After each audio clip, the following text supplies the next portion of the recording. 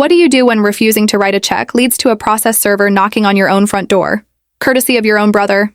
I answered in my robe, thinking it was a delivery. Instead, a man handed me an envelope, said, "Have a good day," and walked off. Inside were lawsuit papers from my brother Danny. Breach of oral contract. Unjust enrichment. $20,000. I stood there with my coffee going cold, feeling something that wasn't quite anger. The specific feeling of watching something you knew was coming finally arrive, and somehow still being unprepared for it. Danny is 4 years older than me and has had a gambling problem for 7 of his 12 adult years.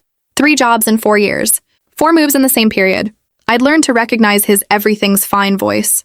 Too bright, too sustained, and his I need something voice, which arrives with warmth that shows up exactly when the need does. He called on a Thursday at 9:15 p.m. with that second voice. 20 minutes of small talk about my bathroom renovation before he said he was in trouble.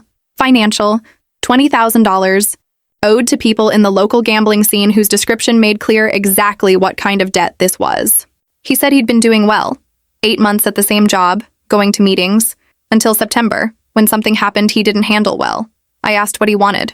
He wanted the money. He'd pay me back in writing if needed, with interest. He said he was asking as my sister, and he needed me to say yes. I told him I needed time. He said the situation didn't have much time. I said I still needed a few days and I'd call him by Sunday. I told my husband Marcus everything that night over the phone. He listened, then asked simply, "What do you want to do?" I said I didn't know yet. He said, "I'll support whatever you decide, but make the decision from a clear place, not a scared one." I asked the difference. He said, "A scared decision pays because the people he owes are frightening. A clear decision pays or doesn't pay based on what's actually right."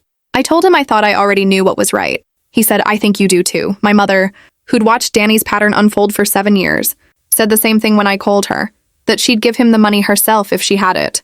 But that didn't mean I should. I called Danny back Saturday. I told him I wasn't giving or lending him the money. He asked why. I told him the truth, that I loved him and the fear for him was part of why I was saying no, not why I should say yes. Paying his debt wasn't helping him. It was helping the debt. Removing the consequence wasn't the same as addressing the problem. I'd watched that exact mistake play out for 7 years without ever producing change. I told him I'd help him find treatment, drive him to appointments, sit in rooms I didn't need to sit in. I would not pay the people he owed. He said he understood. Said he was disappointed but wouldn't pressure me. Said he loved me. I said I loved him too and asked him to please figure out the treatment part first. 2 days later, the lawsuit arrived. Marcus's first reaction, once he understood the timeline, was immediate. He filed this 2 days after you said no. He had it prepared before you even answered. I sat with that. He was right. Danny hadn't been asking. He'd been offering me a choice between paying and being sued.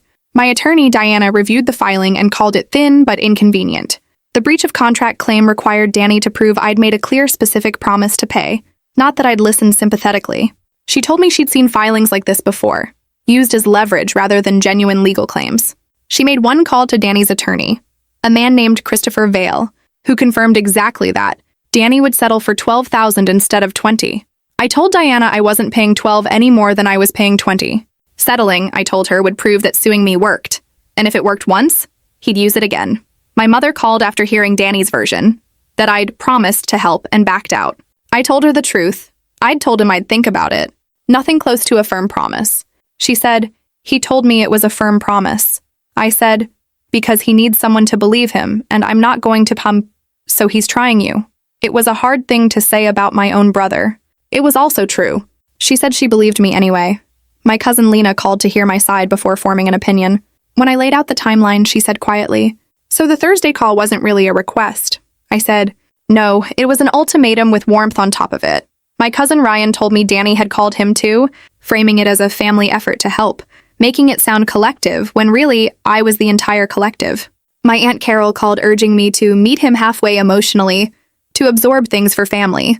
I told her I'd been absorbing things for Danny for 7 years, and absorption was never the same as help. Marcus, overhearing that call from the next room, asked me something he'd clearly been sitting on for weeks.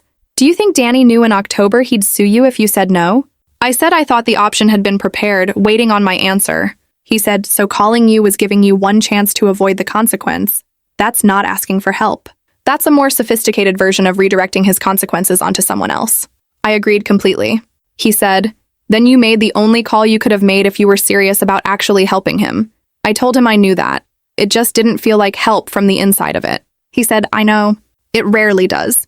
In January, Diana called with news that reframed everything. Danny's debt had apparently been resolved through other means. He'd found the money somewhere else, which meant he could have found it 6 weeks earlier before ever calling me. He'd called me first. The lawsuit was withdrawn 2 weeks later, with no settlement and no admission from either side. I sat in my kitchen in the specific quiet of something being over. I called my mother. She said, "Thank God," she asked how I felt. I said, like something that had been hard and right at exactly the same time. And now it was over, without resolving anything about Danny himself, just the legal part. She told me she was proud of me for holding something hard without letting the hardness change my answer. That Thursday, Marcus took me to dinner. Near the end, he said he'd never respected me more than in the past 2 months, watching me hold a decision through a lawsuit and family pressure without letting it become about anger or pride or winning, just holding it because I'd decided it was right. Danny called again in late January. I let it go to voicemail. 3 minutes. He'd withdrawn the lawsuit, called it a mistake born of desperation, said he understood it had damaged something between us. He wasn't calling to ask for anything. He was entering a residential treatment program on Wednesday and didn't want to disappear for 30 days without telling me first. He said he was sorry. He said he loved me. I called him back. I told him I was genuinely glad he was going into treatment, not as a condition of anything, just as its own true thing. But I also needed him to understand the lawsuit had changed something between us that going into treatment didn't automatically repair. What the filing told me about how he was willing to treat me when I didn't give him what he wanted was information I'd be carrying for a long time. He said he understood. I told him I hoped the 30 days asked genuinely difficult things of him and that he did them anyway. He said, "Me too." I told him to call me when he was out. He said he would. The answer to the money had been no from the moment I understood the question clearly. No to paying the debt. No to removing the consequence. No to being the person whose yes made everything temporarily fine without changing what actually needed to change. That no cost me 2 months of a lawsuit sitting at the back of every ordinary day, a significant legal bill, family calls where I had to say the same true things in different kitchens, and something between Danny and me that's damaged in a way I'll be living with for a long time. It also produced a Wednesday, a residential treatment program, a phone call where he said, "I understand," and I believed he meant it. I don't know yet if the Wednesday holds. I don't know if 30 days becomes something sustained or collapses back into 7 years of pattern. Nobody knows that yet, including me. What I know is that saying yes in October would have erased the debt and left everything else exactly where it was. I would have paid the wrong thing, the debt instead of the actual problem. Those are different payments, producing entirely different outcomes. I looked at both clearly, and I chose the harder one. Some choices feel right and feel hard at exactly the same time. In my experience, those are usually the same choice. I made mine. On a Wednesday in January, my brother walked into a building that might change his life, and it happened on the other side of a no. That's the whole story. That's all of it.